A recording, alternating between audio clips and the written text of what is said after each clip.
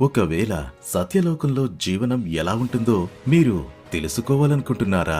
ఏమిటి, మీరు తెలుసుకోవాలనుకుంటున్నారా? సత్యలోకంలో అందరూ ఏ విధంగా ఉంటారు? ఒకవేళ అవును అయితే ఇది వినండి.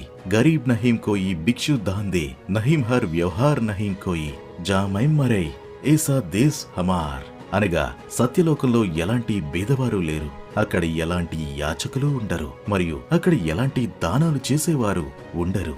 సంసారంలో ఎలా అయితే అవుతుందో అలా అక్కడ ఉండదు. సత్యలోకం సంసారం నుండి పూర్తిగా విపరీతంగా ఉంటుంది. సత్యలోకంలో పరమాత్మ భాండారాలో అందరికీ ఒకే భోజనం ఉంటుంది. అందరూ సంతోషంగా ఎలాంటి భేదభావాలు లేకుండా జీవిస్తారు. సత్యలోకంలో ఎవరూ జన్మించరు మరియు ఎవరూ మరణించరు.